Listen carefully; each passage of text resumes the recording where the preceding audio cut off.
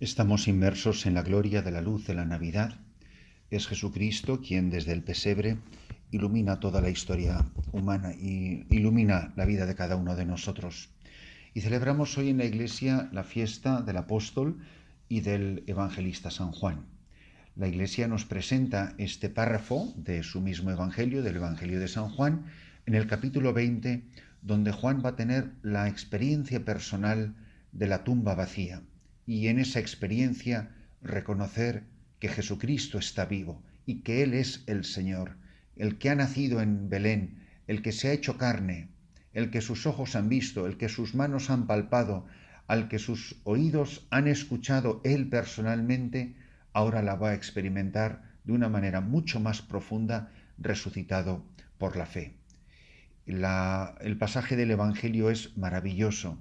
Dice, el primer día de la semana, cuando todavía no había amanecido, es decir, cuando en realidad estaba prohibido moverse, si no había amanecido, todavía no era el primer día de la semana.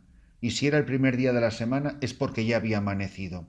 Con lo cual, el evangelista San Juan nos quiere decir no solo la cronología, el horario de la semana, porque si era el primer día de la semana ya estaba saliendo el sol, pero cuando era todavía oscuro dentro del interior de Magdalena. Ella se da cuenta que la piedra ha sido quitada, que el cuerpo no está ahí, y dice el Evangelio que ella echó a correr.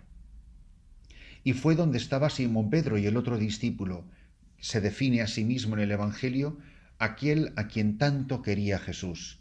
Y les dijo estas palabras, muy lacónicas, pero que marcan un momento importantísimo en la vida de la primitiva iglesia. Dice, se han llevado del sepulcro al Señor y no sabemos dónde lo han puesto, no sabemos dónde está el cadáver. Dice que en ese momento salieron Pedro y el otro discípulo camino del sepulcro y los dos corrían juntos, pero Juan, que quizá fuera más joven, corrió más que Pedro y se le adelantó. Llega primero al sepulcro, se asoma y ve simplemente los ropajes, las vendas, el sudario que había cubierto su rostro. Y dice, pero no entró. Cuando llegó también Simón Pedro detrás de él, entró en el sepulcro y vio lo mismo que había visto Juan, las vendas por el suelo, el sudario con que le habían cubierto la cabeza, no por el suelo con las vendas, sino enrollado en sitio aparte, y esta es la frase más importante. Y dice, entonces entró también el otro discípulo, Juan, entra en el sepulcro detrás de Simón Pedro, dice que vio y creyó. Es interesantísima esta expresión, porque curiosamente muchas veces se nos ha enseñado, ya desde pequeños, que creer, que tener fe es creer en lo que no se ve. Y aquí dice lo contrario. Dice que hay unos signos que tienen tal fuerza que mueven a la fe y que producen la fe.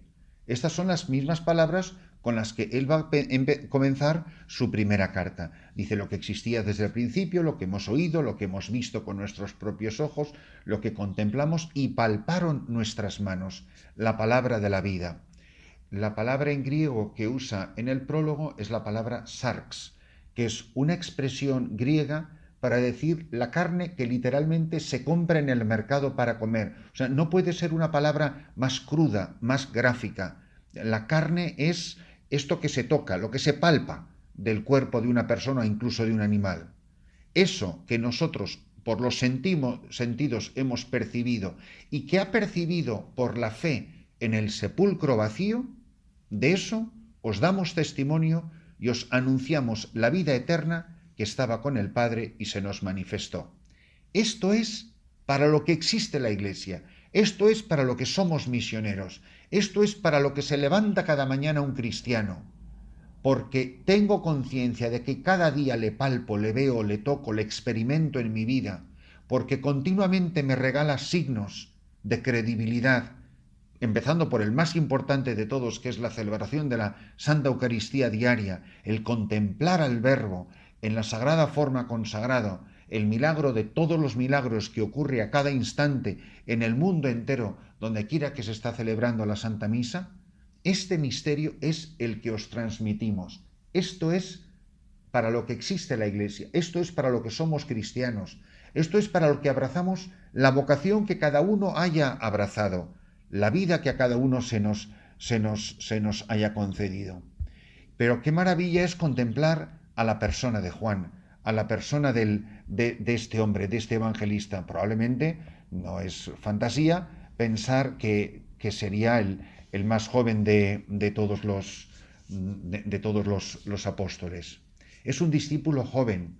Él se llama a sí mismo el predilecto de Cristo, a quien el Maestro tanto amaba, un hombre sin duda místico, que a veces se expresa con una dulzura conmovedora, un hombre apasionado, vehemente, como los demás, elegido por su nombre cuando repasaba las redes con su padre Zebedeo y hermano de otro apóstol de Santiago que llamamos el mayor. Él además es el escogido para cuidar de la Virgen María y en ella de cuidar de la Iglesia.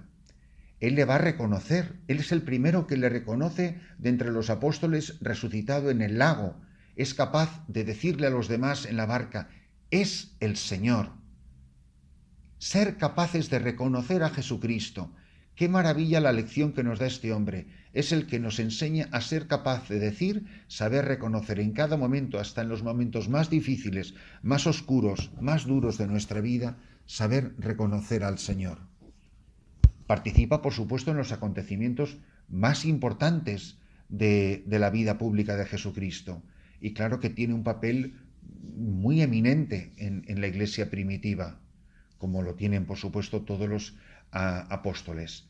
Él es el que nos va a ayudar a conocer y amar a Jesús. Esta es la gracia que podemos pedir en esta misa.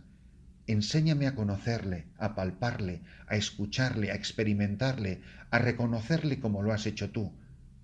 Y enséñame a amarle. ¿De qué me sirve conocer a una persona si no la amo?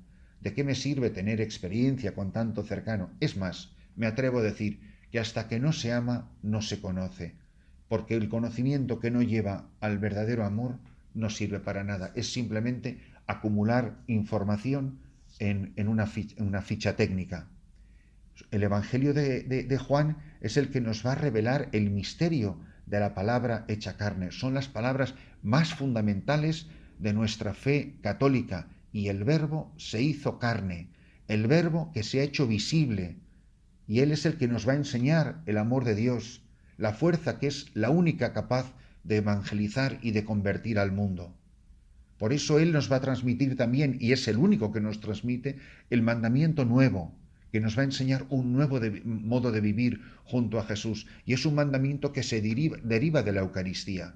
Por eso nos enseña que no se puede participar de la Eucaristía quien no está dispuesto a amar y a entregar la vida, quien no está dispuesto. Es el único que nos transmite el lavatorio de los pies.